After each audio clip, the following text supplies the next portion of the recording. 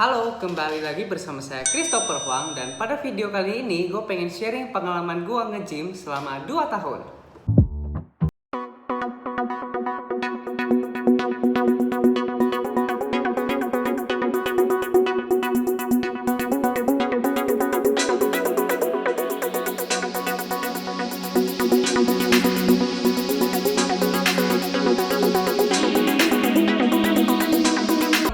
Buat temen-temen yang belum subscribe, please subscribe sekarang juga karena kita akan terus belajar menjadi versi terbaik dari diri kita. Gue hitung 5 detik ya. 5, 4, 3, 2, 1. Oke, thank you teman-teman semuanya. Jadi gak terasa banget gue udah nge-gym selama 2 tahun kurang lebih. Dan di tahun kedua ini sebenarnya quite challenging ya, karena ada pandemi COVID, jadi badan gue udah sempet lumayan bagus sih menurut gue, udah memasuki 65 kg. Dan tiba-tiba nih COVID menyerang teman-teman. Semuanya berubah ketika COVID menyerang. Ketika COVID menyerang itu gue cukup frustrasi teman-teman, karena badannya udah lumayan bagus. Terakhir harus merelakan, karena memang pada saat itu gym diwajibkan untuk tutup, jadi mall juga tutup, semuanya tutup. Mau nggak mau kita nggak bisa nge-gym lagi, dan kita harus olahraga di rumah aja teman-teman. Dan pada saat itu gue berusaha untuk menjaga tiap hari gue push up, tiap hari gue sit up, tiap hari gue latihan abs di rumah. Tapi memang karena bebannya mungkin nggak setara dengan saat latihan di gym, jadi ya hasilnya juga kurang memuaskan. Dan bener-bener terasa sih masa ototnya turun dan berat badan gue juga turun pada saat itu.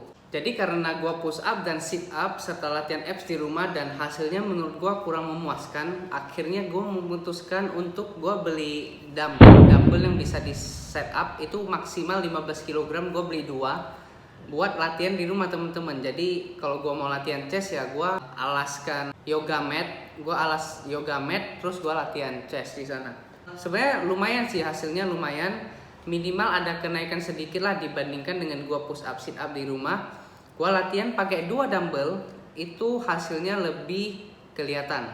Dan menurut gue yang paling menarik ketika masa pandemi ini, gue saat itu belajar mendalami spiritual, mendalami agama, sehingga pada akhirnya gue memutuskan untuk belajar menjadi seorang vegan teman-teman. Jadi pada saat itu gue memutuskan untuk mengganti suplemen fitness gue, protein gue itu menjadi lean gain teman-teman. Jadi lean gain ini sebenarnya bahan dasarnya soya teman-teman, jadi aman banget buat kita, buat teman-teman yang ada alergi, takut jerawatan, takut jerawat di muka, jerawat di badan. Lean gain ini aman banget karena yang pertama dia adalah vegan karena berbahan dasar dari soya, kemudian dia juga udah ada BPOM, udah ada Dinkes, jadi aman dikonsumsi. Kemudian dan proteinnya lumayan besar sih teman-teman, 22 gram per serving, jadi nggak kalah dengan protein yang ada di luaran sana yang nggak vegan. Dan kemungkinan teman-teman akan mengalami alergi kalau mengonsumsi protein yang non vegan itu. Jadi pada saat itu gue memutuskan untuk menjadi seorang vegan. Dan gue bener-bener gak makan daging sama sekali. Jadi sumber protein gue ya dari tahu, tempe, gue juga suka brokoli pada saat itu. Jadi gue fokus ke nabati teman-teman, vegan.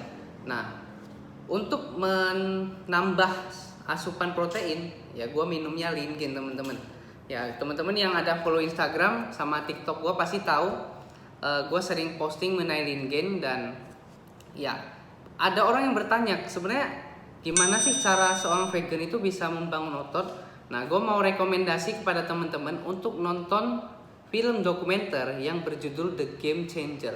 Di sana teman-teman bakalan lihat atlet-atlet profesional banyak banget yang beralih ke vegan dan mereka nggak kalah kuat teman-teman, malah prestasinya makin bagus. Oke, kita lanjut teman-teman. Jujur, waktu tahun pertama gue nge-gym, gue merasa gue udah pinter banget, gue udah hebat banget karena badan gue lumayan jadi pada saat itu. Padahal teman-teman, setelah tahun kedua ini, gue baru menyadari bahwa di tahun pertama gue tuh bener-bener gak tahu apa-apa. Gue cuma tahu latihan, gue cuma tahu protein itu penting, tapi gue nggak bisa hitung, gue nggak tahu cara hitungnya. Jadi gue cuma tahu minum, tahu makan, pokoknya berapapun proteinnya gue nggak peduli. Jadi yang pertama gue cuma tahu latihan, gue cuma tahu minum protein. Yang ketiga, gue nggak ngerti yang namanya kalori itu apa, teman-teman.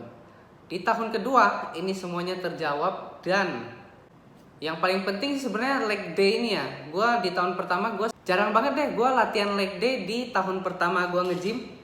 Dan di tahun kedua ini, akhir-akhir tahun kedua ini, waktu gue pindah ke Tangerang, gue dikasih tahu sama PT yang ada di Gold Gym. Jadi kita panggilnya biasanya Babe di Gold Gym. Dia kasih tahu bahwa sebenarnya leg day ini pengaruhnya gede banget terhadap pertumbuhan otot manusia, teman-teman.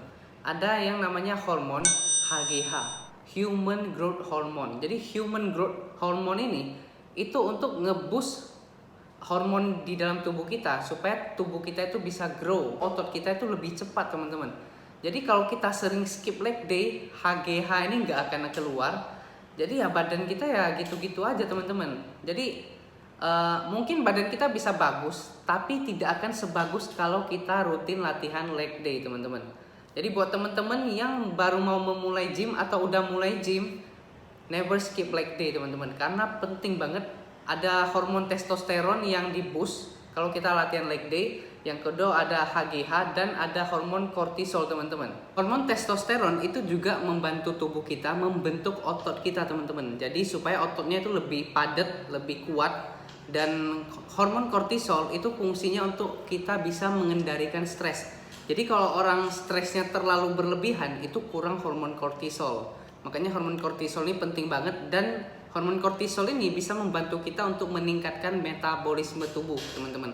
Jadi metabolisme kita semakin cepat, otomatis pembakaran kalori dalam tubuh kita itu semakin cepat. Oke, kita lanjut lagi, teman-teman. Jadi gua nge-gym di rumah pakai dumbbell itu kurang lebih ada 2 bulan di rumah. Gua latihannya seminggu mungkin 3-5 kali, tergantung sih. Rata-rata sih 4-5 kali. Dan hasilnya bisa terjaga, teman-teman. Jadi di tahun kedua ini juga gue ngerti yang namanya mind muscle memory. Jadi mind muscle memory ini fungsinya adalah otot kita itu bisa ingat otot kita tuh pernah bertumbuh sampai segimana sih. Jadi ketika kita nggak latihan, kita stop latihan mungkin selama beberapa bulan, kita nggak perlu waktu terlalu lama untuk kembalikan otot yang udah nyusut tadi, teman-teman. Jadi mind muscle memory ini membantu kita supaya kita bisa grow-nya lebih cepat, karena kita sudah pernah berada di posisi masa otot yang seperti sebelum menyusut itu. Mind muscle memory ini juga terbentuk karena kita sering latihan, teman-teman. Jadi kita waktu angkat beban, kita sering latihan, otot kita itu bisa menyimpan gerakan tersebut, repetisi-repetisi yang kita lakukan di dalam memorinya, teman-teman. Jadi ini luar biasanya badan manusia, tubuh manusia. Gue juga baru tahu di tahun kedua gue nge-gym, teman-teman. Sebelum itu gue nggak tahu sama sekali, tapi ya gue merasa gue udah jago, gue udah pintar. Padahal setelah gue belajar, gue baru nyadar bahwa pengetahuan gue di tahun pertama itu nggak ada apa-apanya, teman-teman. Thank you to COVID. Oke, memasuki bulan ke-7, ada kabar bahagia banget dari Vista Gym. Itu gym yang ada di Medan, salah satu yang terbesar di Medan saat ini. Mereka kembali beroperasi, teman-teman, 21 Juli 2020. Kalau nggak salah ya, gue belum cek sih. Jadi setelah mendapat kabar itu, jujur teman-teman, gue happy banget, bahagia banget. Akhirnya setelah sekian lama olahraga di rumah, kurang lebih 4 bulan, teman-teman. Tapi hebatnya dari Vista ini, selama pandemi COVID, gym kan diwajibkan untuk tutup. Nah, mereka, teman-teman, ada buat program yang namanya IG Live.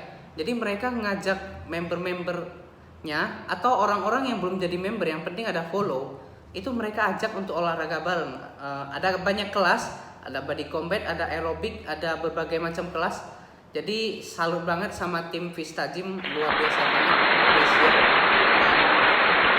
Kabar baiknya adalah 21 Juli 2020 udah mulai bisa latihan, gue seneng banget. Jadi pada saat itu gue langsung datang, teman-teman. Mereka menjadwalkan untuk melakukan pembersihan itu di pagi hari. Jadi sebelum orang-orang datang, mereka udah bersihkan alatnya pakai disinfektan Kemudian pada jam 2 sampai jam 3 sore itu mereka tutup, mereka bersihin lagi teman-teman. Biasanya gue datang antara pagi atau jam 3 setelah baru selesai melakukan pembersihan. Jadi aman teman-teman. Sejak bulan 7 lanjut teman-teman sampai bulan 9, berarti kurang lebih 2 bulan. Itu badan gue udah lumayan kembali ke sebelumnya. Berat badannya juga udah mendekati, tapi belum sampai 65. Pada saat itu gue rutin banget sih, semangat banget, excited banget. Gue rutin nge-gym tiap hari. Jadi itu gue udah memutuskan tuh vegan kan. Gue setiap hari itu, hampir setiap hari gue selalu datang ke rumah makan vegan yang ada di belakang CP. Itu veteran vegetarian, punya temen gue sih. Sekarang kayaknya udah enggak. Jadi gue tiap hari makan di situ. Setiap makan ya tahu, tempe gue banyakin. Pada saat itu gue belum terlalu ngitung sih, tapi harusnya kita udah mulai hitung teman-teman. Jadi buat teman-teman yang mulai nge-gym udah wajib belajar yang namanya hitung kalori, hitung protein, hitung karbonya ada berapa. Kalau teman-teman mau bulking ya karbonya nggak usah terlalu dipusingin, yang penting proteinnya banyak teman-teman.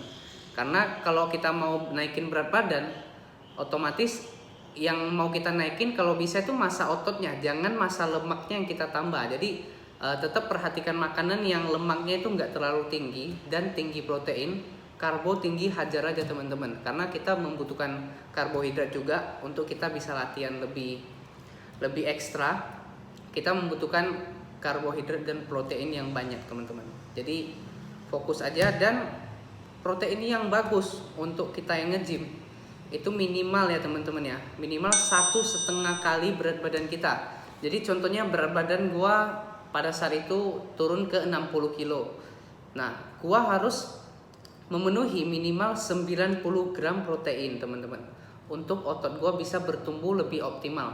Kalau proteinnya kurang, ya pertumbuhan ototnya nggak terlalu signifikan teman-teman. Jadi mungkin harusnya butuh waktu 1 bulan udah bisa naik. Mungkin bakalan makan waktu 1,5 bulan sampai 2 bulan baru bisa kelihatan hasilnya. Karena kurang yang namanya protein teman-teman, dan kurang protein itu bahaya banget buat kesehatan. Jadi gue saranin teman-teman udah boleh belajar hitung protein yang kita masukkan ke dalam tubuh kita. Kalau gue saranin sih kalau bisa masukinnya dari tempe tahu aja, karena kalau dari daging itu daging direbus kita harus makan banyak banget, dan kayaknya lebih mahal daging sih ya, lebih mahal daging daripada tahu tempe. Ya gue nggak tahu, kalau teman-teman mau makan protein dari daging ya silakan, tapi gue lebih sarankan tuh dari tahu dan tempe. Kemudian kalau bisa ya proteinnya ya diganti dengan yang vegan teman-teman, karena buat teman-teman yang ada alergi itu pasti jerawatnya naik, jerawat di badan. Gue yang nggak ada alergi pun minum suplemen yang non vegan itu jerawat di badan itu bisa tumbuh teman-teman. Jadi gue sejak ganti ke vegan protein, lean gain, gue nggak pernah ngalamin yang namanya jerawatan atau jerawat di badan, itu nggak ada sama sekali. Jadi gue saranin teman-teman ya cobalah untuk cari sumber protein yang vegan teman-teman. Jadi sama aja sih vegan atau enggak, yang penting otot kita terbentuk teman-teman. Teman-teman, jadi mungkin sekian aja sharing dari saya pada video kali ini. Pengalaman gue nge-gym selama 2 tahun, tapi gue kali ini fokusnya di tahun kedua. Gue belajar banyak banget hal yang ya setelah gue belajar gue sadar ternyata pengetahuan gue di tahun pertama itu sama sekali nggak ada deh. Pokoknya gue cuma tahu latihan, makan, gue nggak tahu cara hitung-hitungannya. Gue juga skip leg day, gue juga nggak ngerti yang namanya main muscle memory. Dan di tahun kedua bersyukurnya gue belajar itu semua, dan bersyukurnya gue mengganti pola makan gue menjadi vegan, dan alergi gue sama sekali nggak ada lagi sekarang. Jerawat di badan sama sekali nggak ada, dan gue sekarang enjoy banget sih menjalani gaya hidup vegan.